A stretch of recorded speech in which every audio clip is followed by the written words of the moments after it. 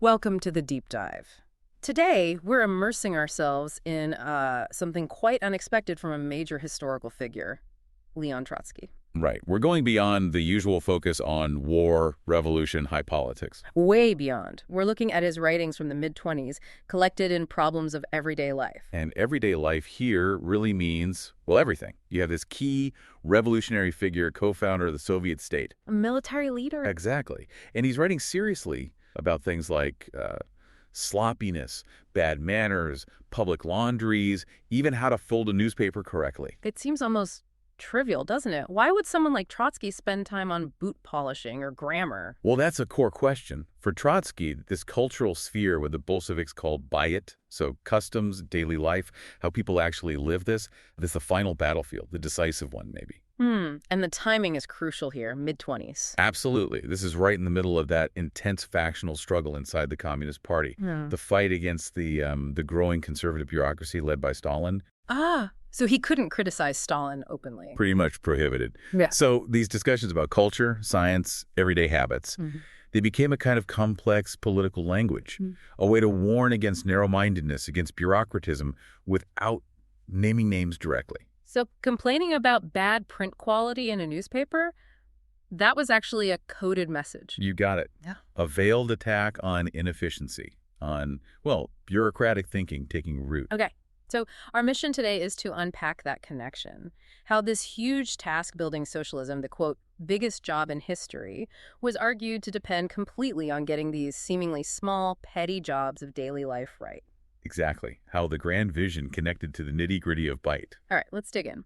After the Civil War, the sources say the focus shifted away from politics in a restricted sense. What does that mean exactly? Well, it means the basic political structure, the dictatorship of the proletariat, they called it, was considered established. The immediate military threat was over. So the new danger was internal stagnation. Precisely. Internal stagnation, cultural backwardness. The new fight was the struggle for culture. The idea was to elevate the general cultural level of the masses. To make sure socialism wasn't just a political label, but had real substance, civilized content. Yes, exactly, to give it that socialist content. Which brings us to this paradox, the petty jobs. We read that, history doesn't really have big jobs without these small ones.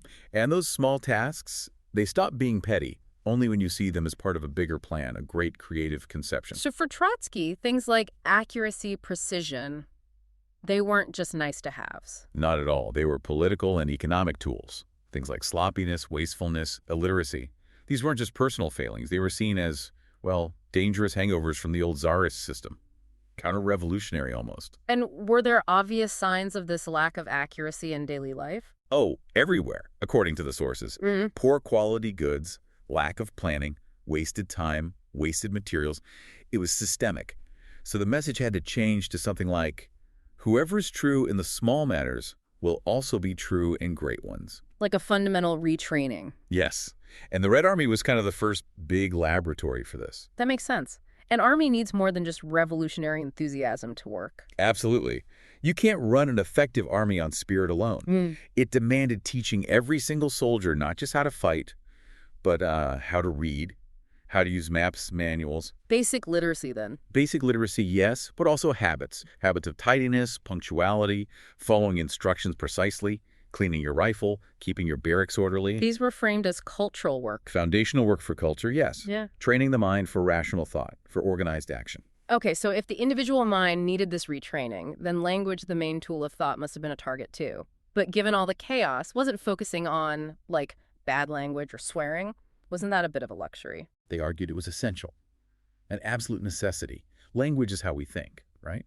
So imprecise speech, jargon, filler words, they lead straight to foggy, imprecise thinking. So fighting bad language was like intellectual hygiene. That's a good way to put it.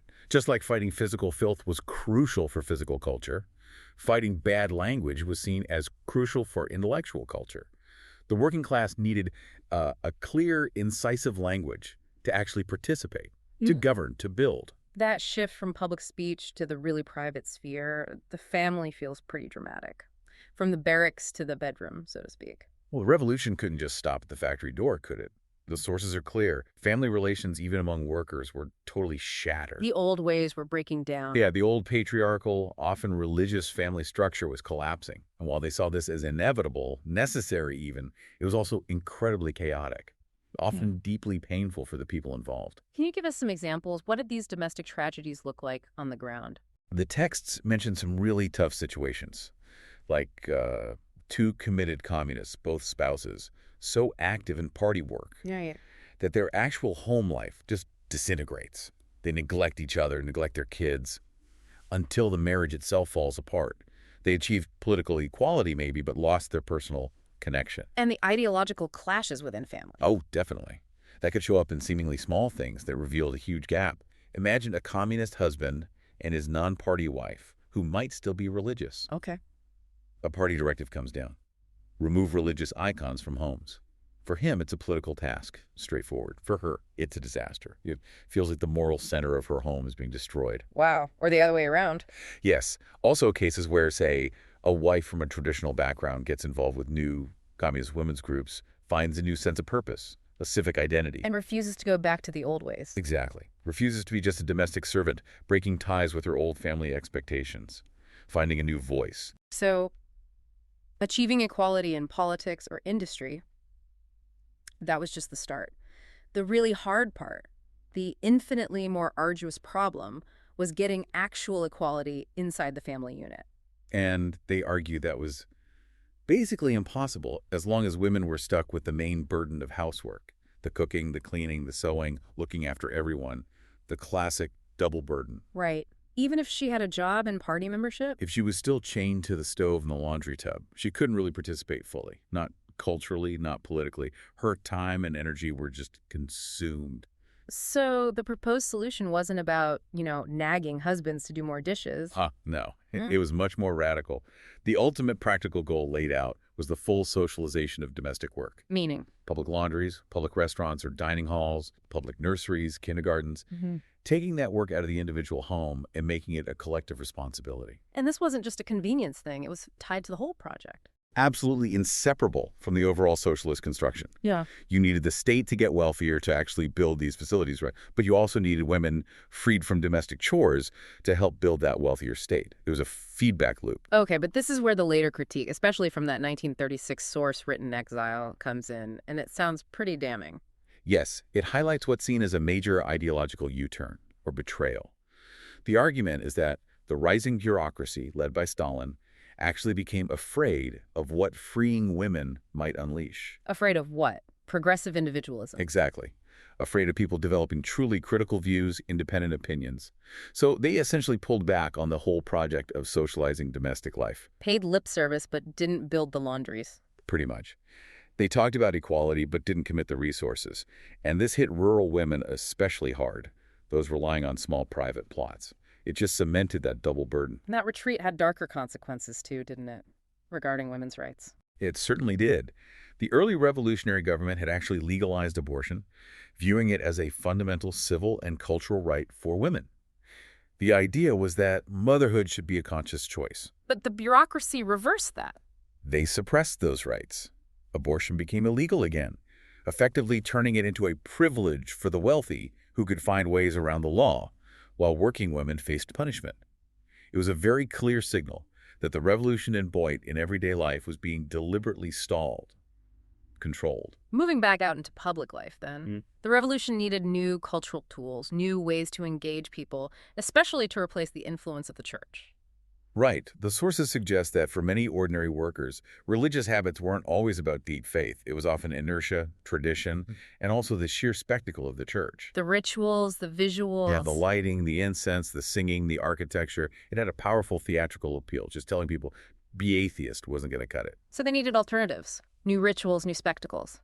Exactly. They needed new forms of life, new amusements, things that could capture the imagination in a new way. And what was the prime candidate to compete with the church and maybe the tavern? The cinema. Trotsky, in particular, championed the cinema. He saw it as this incredibly powerful democratic tool. Democratic how? Accessible. Cheap. It could reach everyone. He called it a great competitor not only of the tavern but also of the church. It could entertain, yes, but also educate, shape views, and, importantly, offer a spectacular, materialist alternative to religious ritual. That makes sense. Using modern tech for cultural change, what about marking time, celebrating life, things the church calendar used to dominate? Well, they consciously tried to replace those old rituals.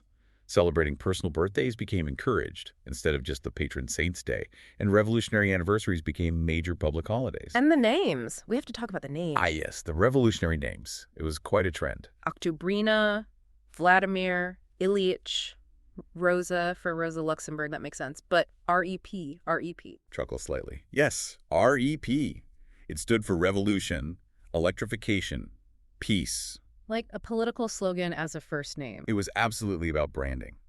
Naming your child was a public declaration, a way of, literally embedding the new ideology onto the next generation, a constant reminder. Okay, alongside cinema and names, the press was obviously vital. But again, the focus wasn't just on what was written. No, back to the details.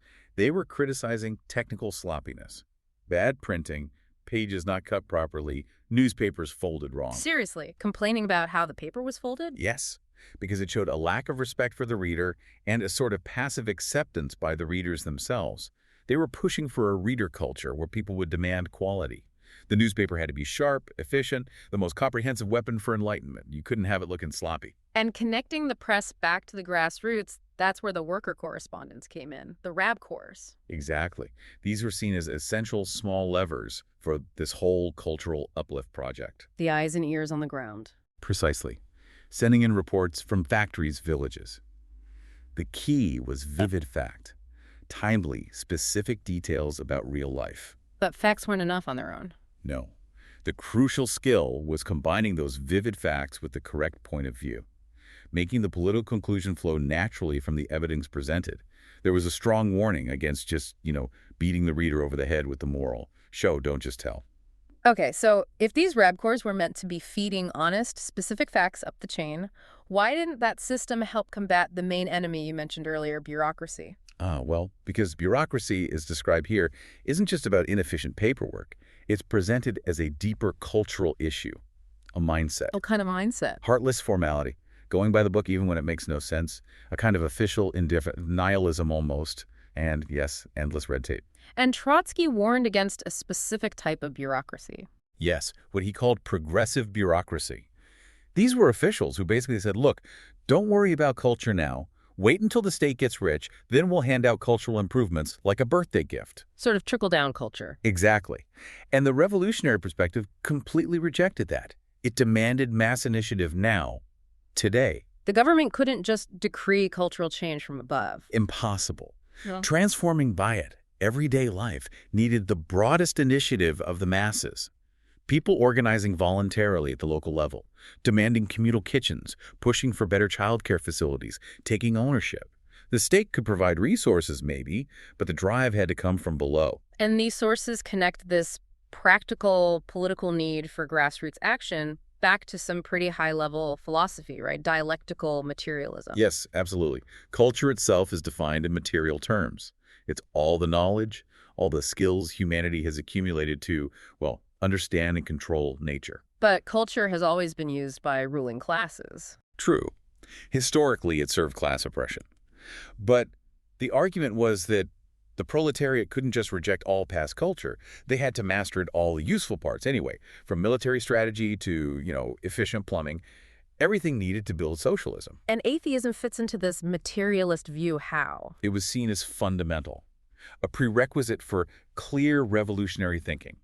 The idea being, if you're focused on rewards in another world, you're incapable of concentrating passion on transforming this one. Right, getting rid of mysticism to focus on material reality. And Marxism itself was presented as applying that same scientific materialist approach like Darwinism applied to society.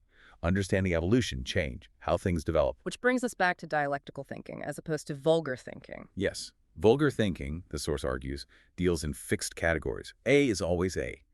Simple, static. But dialectics? Dialectics analyzes everything in motion, in constant change, full of contradictions. The key is to find the critical point, that moment where slow, steady, quantitative change suddenly flips over into a big qualitative transformation. Like, heating water. It gets hotter and hotter, quantitative change, then suddenly at 100 degrees Celsius, it becomes steam, a qualitative change. Exactly that kind of process. And applying that to society, to politics, even to personal habits, like how practicing accuracy daily, a quantitative habit, could eventually transform someone's entire way of thinking into being more rational, a qualitative shift. And this was seen as the key to understanding Soviet reality itself, full of contradictions. Absolutely. You had these incredibly advanced political forms, theoretically, side by side with, frankly, monstrous cultural backwardness. Like having the world's biggest library in Leningrad. Well, the country still had one of the highest illiteracy rates in Europe. Massive contradictions. The only way forward, the argument went, wasn't magic, but the slow, systematic, deliberate expansion of the economic cultural potential. Millions of small, rational steps adding up. Wow. So we started with things like polished boots and ended up discussing the fundamental nature of social change. Quite the deep dive. It really connects the dots, doesn't it? It does. The revolutionary mandate, as Trotsky framed it, really meant that political leaders, fighters, had to also become culturizers. They had to link that grand vision of world revolution right down to, well, checking newspaper margins and discouraging bad language. And that link between the economy and culture is crucial. It's presented as dialectical, a two-way street. Yes, economic conditions are the foundation, but improvements in violate, in culture, manners, thinking they feed back. They increase the capacity for more rational production, which then helps the economy, which allows for more cultural investment. A constant interplay between the small and the large. Always. Those small levers were always seen as connected to the big engine of history. We talked quite a bit about dialectics, about identifying that critical point where steady, quantitative effort suddenly sparks a major qualitative transformation. So here's something for you, our listener, to think about.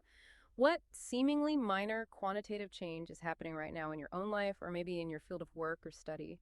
If that change continues, could it be approaching a critical threshold? Is it about to trigger a much bigger qualitative shift? What seemingly petty job, that daily practice, that focus on detail, that habit maybe deserves your focus right now because it holds the potential for that kind of transformation?